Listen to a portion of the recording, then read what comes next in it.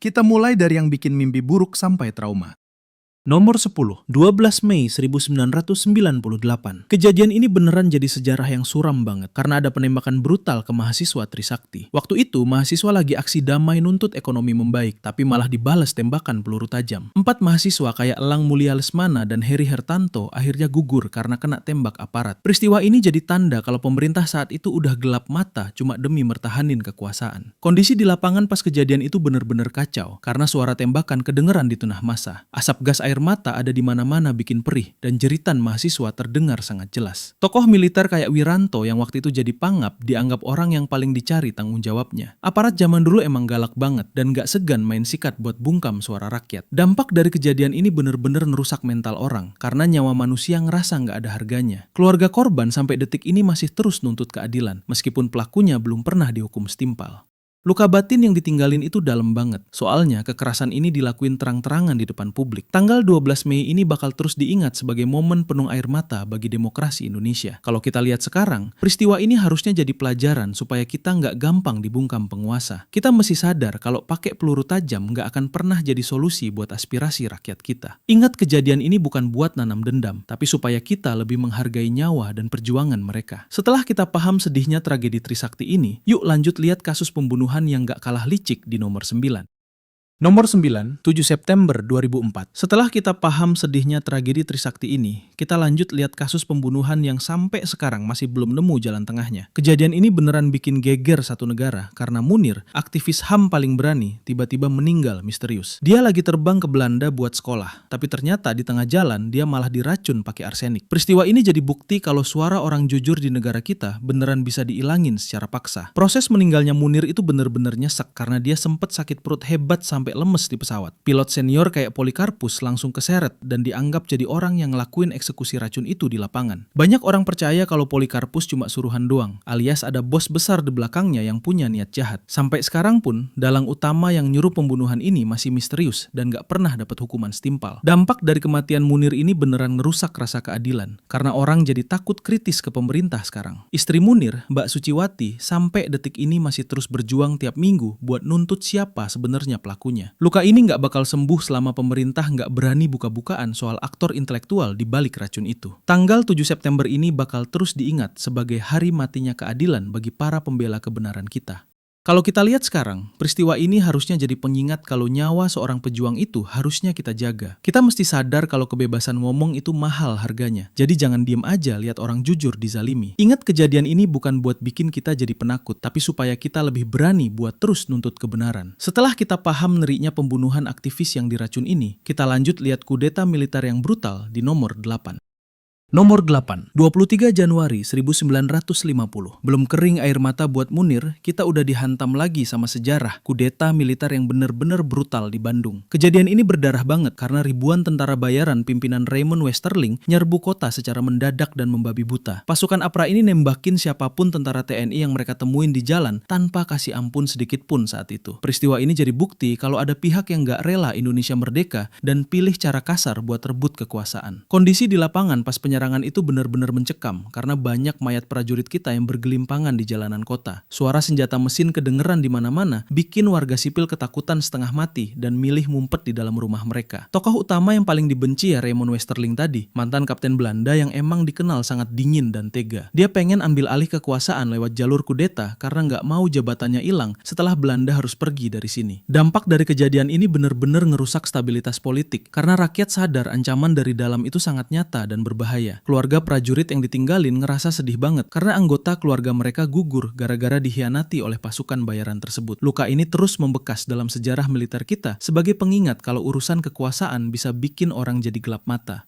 Tanggal 23 Januari ini bakal terus diingat sebagai momen kelam di mana tentara kita harus gugur secara tragis. Kalau kita lihat sekarang, peristiwa ini harusnya jadi pelajaran mahal buat kita supaya selalu waspada sama gerakan yang memecah belah. Kita mesti sadar kalau perdamaian itu mahal harganya karena harus dibayar pakai nyawa para pejuang yang dikhianati waktu itu. Ingat, kejadian ini bukan buat nanam rasa benci, tapi supaya kita lebih sayang sama negara dan jangan mau diadu domba. Setelah kita paham brutalnya serangan di Bandung ini, kita lanjut lihat pemberontakan agama yang bikin pusing di nomor 7. Nomor 7, 7 Agustus 1949. Nggak cuma serangan dari luar kayak di Bandung, sejarah kita juga pernah dihantam pemberontakan dari dalam yang bawa-bawa agama. Kejadian ini dimulai pas Sekar Maji Marijan Kartosuwiryo secara sepihak memproklamasikan berdirinya negara Islam Indonesia atau yang dikenal sebagai DI-TII. Dia bener-bener mau ganti dasar negara kita jadi sistem agama versinya sendiri dan nolak buat tunduk sama pemerintah pusat. Peristiwa ini jadi tanda awal konflik panjang yang bikin saudara sebangsa malah jadi saling bunuh cuma gara-gara beda ideologi. Kondisi di lapangan selama pemberontakan ini bener-bener ngeri karena pasukan Kartosuwiryo sering banget masuk ke desa-desa buat neror warga. Mereka nggak sedan ngerampok hasil bumi atau ngebakar rumah penduduk yang ketahuan masih setia dan mau dukung pemerintah Republik Indonesia. Kartosuwiryo yang dulunya temen deket Soekarno malah jadi musuh nomor satu yang paling dicari sama militer kita di hutan-hutan. Pemerintah dipaksa kerja keras buat ngadepin perang gerilya yang melelahkan ini sampai makan waktu bertahun-tahun cuma buat nangkep pimpinannya. Dampak dari gerakan ini bener-bener bikin rakyat kecil menderita karena mereka hidup dalam ketakutan dan gak tenang buat nyari nafkah. Ribuan nyawa melayang dari kedua belah pihak, baik dari tentara kita maupun warga sipil yang terjebak di tengah-tengah konflik berdarah. Luka sejarah ini dalam banget karena jadi cikal bakal munculnya gerakan radikal yang sering bikin rusuh di negara kita sampai sekarang. Tanggal 7 Agustus ini bakal selalu diingat sebagai momen suram di mana persatuan bangsa kita diuji habis-habisan sama ambisi ideologi. Kalau kita lihat sekarang, peristiwa ini harusnya jadi pelajaran mahal supaya kita nggak gampang tergiur sama gerakan yang mau pecah belah. Kita mesti sadar kalau agama itu harusnya jadi pemersatu, bukan malah dijadiin alat buat ngebunuh orang yang beda pendapat sama kita. Ingat, kejadian ini bukan buat ngejelekin pihak tertentu, tapi supaya kita lebih waspada sama benih-benih radikalisme yang bisa ngerusak kedamaian. Setelah kita paham pusingnya ngadepin pemberontakan ideologi ini, kita lanjut lihat kerusuhan massa yang bikin Jakarta membara di nomor 6. Nomor 6, 15 Januari 1974. Pusingnya ngadepin pemberontakan ideologi ternyata belum selesai. Karena setelah itu muncul kerusuhan massa yang bikin Jakarta membara gara-gara masalah ekonomi. Kejadian yang dikenal sebagai malari ini meledak pas mahasiswa turun ke jalan buat protes kedatangan Perdana Menteri Jepang Kakuei Tanaka. Mereka marah karena ngerasa modal asing mulai ngejajah ekonomi kita. Tapi aksi itu malah berubah jadi penjarahan dan pembakaran massal. Ribuan mobil buatan Jepang ludes dibakar massa di tengah kota. Dan suasana Jakarta waktu itu bener-bener kayak zona perang yang nggak terkendali. Kondisi di lapangan bener-bener mengerikan karena asap hitam nutupin langit Jakarta akibat gedung-gedung besar yang sengaja dibakar oleh massa yang beringas. Banyak orang yang sebenarnya nggak ikut demo malah jadi korban kekerasan dan penjarahan yang dilakuin secara membabi buta di pusat belanja. Tokoh mahasiswa kayak Hariman Siregar langsung ditangkap dan dijeblosin ke penjara karena dianggap sebagai dalang yang gerakin massa buat bikin rusuh. Pemerintah saat itu bener-bener kaget lihat kemarahan rakyat yang meledak hebat cuma dalam waktu sehari semalam, sampai militer harus diturunin buat jaga kota. Dampak dari kerusuhan malari ini bener-bener ngerusak stabilitas politik karena pemerintah jadi makin ketat dan galak banget kalau urusan dengerin kritik rakyat. Kebebasan berpendapat mulai dibatasi habis-habisan dan banyak media massa yang dilarang terbit cuma karena berani beritain kejadian itu apa adanya secara jujur. Banyak warga sipil yang trauma lihat penjarahan di depan mata mereka dan ekonomi sempat mandek karena orang-orang takut buat keluar rumah. Tanggal 15 Januari ini bakal terus diingat sebagai hari di mana kritik mahasiswa malah dibales sama kerusuhan yang sangat merugikan negara. Kalau kita lihat sekarang, peristiwa ini harusnya jadi pelajaran supaya setiap aksi protes itu jangan sampai gampang disusupin sama orang-orang jahat. Kita mesti sadar kalau merusak fasilitas umum itu bukan jalan keluar yang benar buat nyampein aspirasi atau rasa nggak suka ke pemerintah. Ingat kejadian ini supaya kita lebih pinter buat bedain mana perjuangan murni dan mana yang cuma mau bikin kekacauan demi kepentingan tertentu. Dari kacaunya Jakarta di hari malari tadi, sekarang kita geser ke tragedi serangan berdarah yang nyasar ke warga sipil di nomor 5. Jangan lupa subscribe dan dukung kami jadi channel edukasi pertama yang mencapai 10 juta subscriber di Indonesia. Nomor 5, 27 Juli 1996. Dari kacaunya Jakarta di hari malari tadi, sekarang kita geser ke tragedi serangan berdarah yang nyasar ke warga sipil di peristiwa Kuda Tuli. Kejadian ini beneran jadi sejarah yang suram karena ada penyerbuan paksa ke kantor DPPPDI di Jakarta oleh massa pendukung Surjadi yang dibantu aparat. Mereka tega nembakin gas air mata dan mukul siapapun yang ada di dalam kantor cuma buat musir pendukung Megawati Soekarno Putri. Peristiwa ini jadi bukti nyata gimana kasarnya penguasa zaman zaman dulu kalau mau nyingkirin lawan politik yang dianggap mulai dapat dukungan dari rakyat. Kondisi di lapangan pas penyerangan itu benar-benar mengerikan karena gedung kantor itu ludes dibakar dan orang-orang di dalamnya terjebak tanpa ada jalan keluar. Suara teriakan minta tolong kedengeran di tengah kepulan asap hitam. Sementara di jalanan, warga malah bentrok hebat sama aparat yang jaga ketat. Tokoh kayak Megawati akhirnya harus ngeliat para pendukung setianya disiksa dan diculik tanpa ada proses hukum yang benar dari pihak kepolisian. Pemerintah benar-benar pakai cara premanisme buat bungkam demokrasi, sampai banyak nyawa melayang dan banyak orang yang dinyatakan hilang sampai hari ini.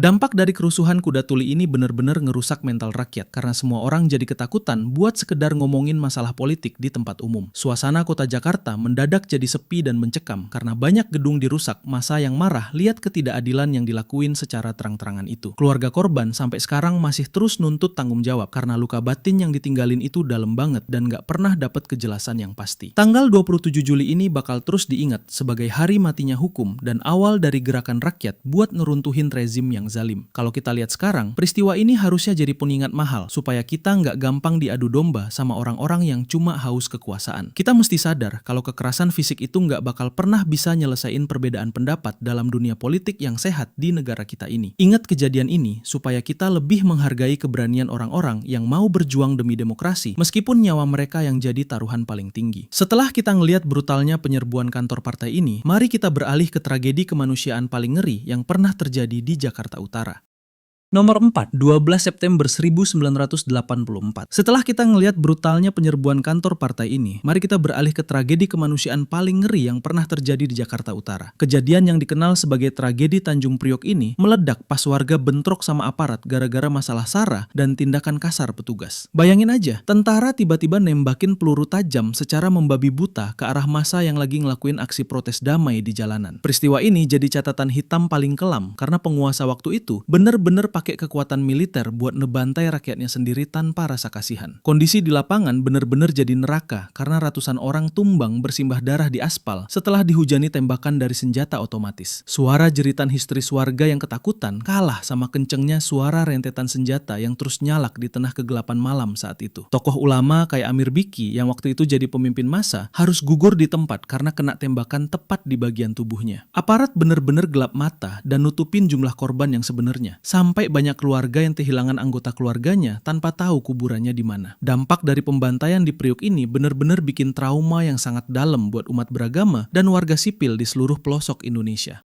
Pemerintah sengaja nyebar ketakutan supaya nggak ada lagi orang yang berani kritis atau protes soal kebijakan yang dirasa sangat merugikan rakyat. Banyak aktivis yang ditangkap tanpa alasan yang jelas dan dituduh mau ngerusak ideologi negara cuma gara-gara mereka nuntut hak-hak dasarnya. Tanggal 12 September ini bakal terus diingat sebagai hari di mana tanah Jakarta Utara banjir darah akibat keegoisan para penguasa yang haus jabatan. Kalau kita lihat sekarang, peristiwa ini harusnya jadi pelajaran supaya kita semua jangan mau diprovokasi sama isu sensitif yang bisa mecah belah. Kita mesti sadar kalau nyawa manusia itu jauh lebih berharga daripada urusan politik atau perbedaan paham yang sebenarnya bisa diomongin baik-baik. Ingat kejadian ini supaya kita lebih waspada sama tindakan semena-mena dari siapapun yang ngerasa punya senjata dan kekuasaan di tangan mereka. Habis kita lihat betapa ngerinya darah yang tumpah di Tanjung Priok tadi, sekarang kita masuk ke babak pemberontakan yang lebih lama di Madiun. Nomor 3, 18 September 1948. Luka di Tanjung Priok ternyata belum ada apa-apanya dibanding jahatnya Musso yang tega nusuk negara dari belakang pas lagi susah-susahnya. Bayangin aja, waktu itu tentara kita lagi sibuk perang lawan Belanda. Si Musso malah bikin kekacauan besar di Madiun. Dia mau rebut kekuasaan dan gak mau nurut lagi sama Presiden Soekarno karena dia punya rencana sendiri buat ganti ideologi negara. Peristiwa ini benar-benar jadi sejarah yang pahit banget karena kita terpaksa berantem sama bangsa sendiri di tengah kepungan musuh luar. Kondisi di lapangan benar-benar ngeri karena banyak tokoh agama dan pejabat pemerintah yang diculik terus dibantai secara keji di dalam hutan. Suasana kota Madiun berubah jadi lautan ketakutan pas pasukan pemberontak mulai jarah rumah-rumah warga yang gak mau dukung rencana mereka. Tokoh kayak Musso dan Amir Syarifuddin akhirnya jadi buronan nomor 1 yang harus dikejar habis-habisan sama pasukan tentara kita sampai ke pelosok. Militer kita benar-benar harus bagi kekuatan buat lawan Belanda sekaligus beresin kekacauan ini supaya Indonesia gak makin hancur berantakan. Dampak dari kejadian di Madiun ini ngerusak kepercayaan rakyat karena kita baru sadar kalau musuh paling bahaya itu bisa datang dari dalam. Ribuan orang meninggal sia-sia dalam konflik ini dan banyak keluarga yang hancur cuma gara-gara ada kelompok yang maksain kehendak pakai senjata. Pemerintah kita jadi punya trauma mendalam sampai akhirnya muncul aturan yang sangat ketat buat jagain ideologi negara dari serangan paham luar. Tanggal 18 September ini bakal selalu dicatat sebagai momen paling kelam di mana persatuan kita benar-benar diuji sama pengkhianatan. Kalau kita lihat sekarang, peristiwa ini harusnya jadi pengingat buat kita semua supaya jangan gampang diadu domba sama janji-janji yang gak jelas. Kita mesti sadar kalau keutuhan negara ini jauh lebih penting daripada nurutin ambisi satu kelompok yang cuma pengen berkuasa sendiri. Ingat, kejadian ini bukan buat nanam dendam lama, tapi supaya kita lebih waspada sama orang yang suka ajak perpecahan di tengah masyarakat. Setelah kita paham pahitnya dikhianati teman sendiri pas lagi susah, sekarang kita meluncur ke kerusuhan rasial paling gila di nomor 2. Nomor 2, 14 Mei 1998. Setelah kita lihat betapa hancurnya persatuan gara-gara pengkhianatan internal, sekarang kita meluncur ke kerusuhan rasial paling gila yang pernah ada. Tanggal 14 Mei ini jadi puncak kerusuhan paling brutal karena penjarahan dan pembakaran toko terjadi di mana-mana tanpa ada yang berani stop. Banyak warga etnis Tionghoa jadi sasaran kemarahan massa yang udah gelap mata gara-gara masalah ekonomi dan isu rasis yang sengaja ditiupin. Peristiwa ini jadi luka nasional yang dalam banget karena kemanusiaan kita seakan hilang ditelan kebencian yang sengaja disulut oleh pihak tertentu. Kondisi di lapangan bener-bener kayak kiamat kecil karena langit Jakarta hitam pekat ditutupin asap dari gedung-gedung besar yang sengaja dibakar. Suara teriakan orang-orang yang kejebak di dalam mall yang terbakar kayak di Mall Klender bener-bener bikin merinding siapapun yang dengar. Tokoh aktivis kayak Ita Martadinata jadi simbol sedihnya tragedi ini karena dia vokal nyuarain kasus pemerkosaan massal tapi malah meninggal secara misterius. Aparat keamanan waktu itu seolah-olah sengaja lepas tangan dan biarin kekacauan ini makin meluas sampai banyak nyawa melayang sia-sia di jalanan. Dampak dari tragedi 14 Mei ini bikin hubungan antar warga jadi retak banget karena rasa saling curiga yang mendalam muncul di mana-mana. Ekonomi negara langsung anjlok parah karena banyak pengusaha yang milih buat kabur ke luar negeri demi nyelamatin nyawa keluarga mereka masing-masing. Tokoh kemanusiaan kayak Romo Sandiawan sampai turun tangan buat bantu para korban yang trauma karena merasa negara nggak hadir pas mereka butuh perlindungan. Tanggal ini bakal terus diingat sebagai pengingat kalau kebencian rasial itu bisa ngerusak negara cuma dalam waktu 1 hari kalau kita nggak waspada. Kalau kita lihat sekarang, peristiwa ini harusnya jadi pelajaran paling mahal supaya kita jangan pernah mau lagi dipicu sama masalah SARA. Kita mesti sadar kalau kedamaian dalam keberagaman itu adalah harta yang paling berharga yang harus kita jaga bareng-bareng setiap harinya. Ingat, kejadian ini bukan buat ngebuka luka lama, tapi supaya kita jadi manusia yang lebih punya empati dan nggak gampang kemakan provokasi politik. Setelah kita ngelihat betapa hancurnya Jakarta gara-gara kerusuhan rasial ini, sekarang kita masuk ke tragedi pembantaian paling besar dalam sejarah bangsa di nomor 1. Nomor 1, 30 September 1965. Coba bayangin, satu malam yang awalnya adem ayem, mendadak berubah jadi ladang pembantaian paling sadis yang pernah ada di Indonesia. G30S ini beneran jadi hari paling mentok suramnya. Soalnya 7 jenderal terbaik kita diculik terus dibunuh tanpa ampun cuma dalam semalam. PKI dituduh jadi otak di balik semua ini. Mereka mau ganti dasar negara kita pakai cara kekerasan yang bener-bener nggak masuk akal. Kejadian ini jadi titik balik paling ngeri. Nasib jutaan orang langsung hancur lebur gara-gara konflik besar yang pecah setelah malam jahanam itu. Pasukan bersenjata nyerbu rumah para jenderal pas mereka lagi istirahat. Darah berceceran di lantai rumah mereka sendiri tanpa sempat kasih perlawanan. Mayat pahlawan revolusi dibuang kayak sampah ke dalam sumur tua di lubang buaya. Tujuannya buat ngilangin jejak kejahatan yang bener-bener biadab. Jenderal Ahmad Yani nggak dapet celah buat kabur sedikit pun. Serangan itu sudah direncanain dengan sangat matang dan sangat rapi sama para pelakunya. Negara langsung kacau balau karena semua pimpinan militer hilang. Rakyat cuma bisa diem ketakutan sambil nunggu nasib apa yang bakal terjadi besok pagi.